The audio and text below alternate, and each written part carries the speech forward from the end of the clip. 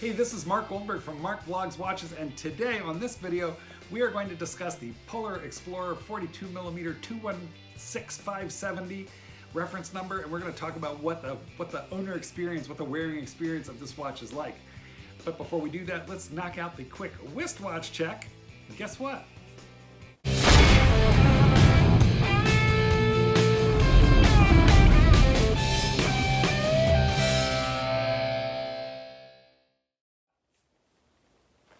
It's the Polar Explorer. Okay, before we go any further, two quick pieces of business. First, I wrote a book. It's called Let Dogs Be Dogs. You can find it in bookstores everywhere and on Amazon.com.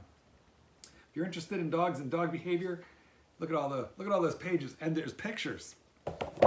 Okay, that's one thing. Oh, and then the other thing before we get into the Polar Explorer, this channel has just broken a milestone that completely breaks my mind. It just blows my mind. Great, I've become suddenly inarticulate, guys, and it's because this channel has just cracked 2 million views.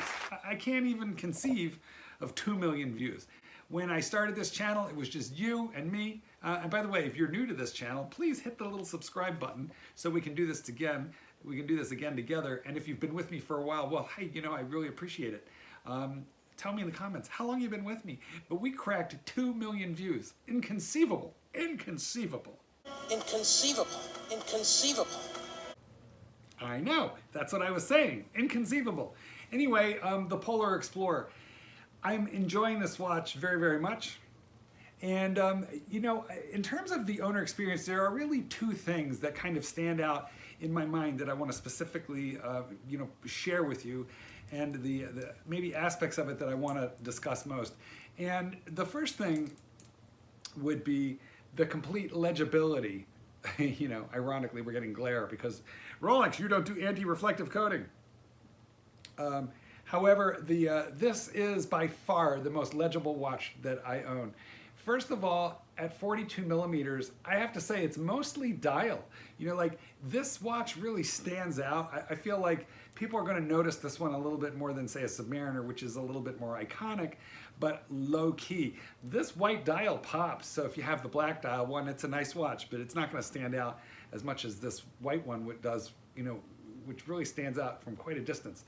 I've got some overhead lights. Let's turn them on. Okay, much better. So you can see how much this stands out. The dial really is preeminent, and that has to do with the fact that it is white, and although this is 42 millimeters, it mostly were comprised of dial here, right? This outer bezel, which is another super notable feature, it's really subdued because it blends in with the bracelet and because it's completely brushed. Okay, unlike the Batman or the black, or even a Submariner, which has a black and very shiny ceramic bezel. This one is ceramic, it's conical, it doesn't jut out in quite the same way, it kind of cones away from the watch. See what I'm talking about there, guys? It's kind of conical. So it's not nearly as prominent. Okay, so what that does is it really emphasizes the aesthetic of that big white dial. That's number one. Number two, the hands and the hour markers are bigger, fatter, wider, chubbier on this particular dial than you are going to find on any other Rolex. Now, I will put a picture up here now of a watch which is bigger than this one, also a Rolex, the 44 millimeter James Cameron Deep Sea Sea Dweller. On the James Cameron, although the hour markers and the hands are generously sized, proportionally they're quite a bit larger on the Polar Explorer, particularly the hands. Okay, so you've had a look at the James Cameron, and you've noticed that although that is a larger watch, which is it's definitely wider and it's certainly thicker, it's not quite as legible as this watch because the hour hands and the hour markers are not nearly as chubby. So on the Polar Explorer, not only are the hands proportionally chubby, but they are indelibly outlined in black, in a thick layer of black. Now the hands and the hour markers are both 18 karat white gold, but they are painted with a black rim. And they stand out Now, of course, they're loomed extremely well, which also helps. But I'm talking about just in daylight. Here, we're not really seeing any benefit of loom. And whether you're looking at that watch from near or from far, you can tell the watch time at a glance. Now, to me, that's really important because I've got, crappy eyes, So when you look at a watch like the Daytona, particularly the white-faced Daytona with silver hands, I find that damn near impossible to read. I have to like tilt it at all sorts of funny angles, to be able to read it. But this watch, boy, no matter what angle you're coming at, it's extremely legible. So that is one of the major things that I really appreciate about this watch is at a glance, any time of day or night, I can tell the time. So as much as I like the dial and the hands and the legibility of this watch, I have to confess, the thing that I find myself sweating about or being a little bit careful about is the bezel. Now, of course, the bezel gives you a ton of functionality in the sense that it allows you to use the 24-hour hand to just mark military or 24-hour time in your current time zone. But this watch does have a jumping hour hand, which is to say it uses a true GMT movement. And that means that you could use the 24-hour hand to track a different time zone than your local time. The issue is this bezel is completely stainless steel, and therefore it is prone to scratching in a way that the ceramic bezels of current modern Rolexes are not vulnerable.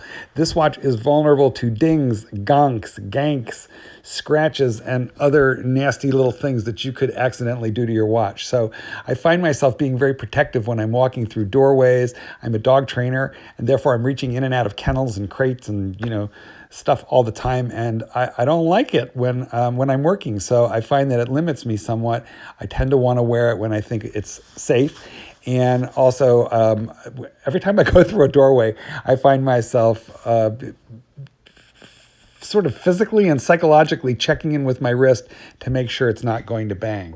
Am I the only guy who does that? Do you people walk through doorways cautiously, carefully? When you wear a particular watch, whether it happens to be a super expensive one, like a Patek Philippe, are you weirdly cautious? Does the watch that you wear affect your behavior? Well, I want to wrap things up by saying that this is a very rugged watch. It's extremely legible. But the thing that I find affecting my ability to wear it during rough and tumble times is how I feel, not so much about these polished flanks, but I worry more about scratching this bezel. Now you can see the grain. It's a matte finished bezel, and the grain runs down, so it's brushed away from the center like this. This is matte finished, satin finished, matte finished, but if this were to get scratched like this has, I will easily be able to take care of that with the scrubby on a 3M sponge. But if I scratch here, I will have a very difficult time to recreate the finish that is on this bezel. And worse yet, because it protrudes over the edge of the watch a little bit, because of that protrusion, I think it's a little bit more vulnerable, not only to, let's say, a scratch, but actually a ding or a dent right here when you go through a door. So I have to say that that is the area that causes me concern.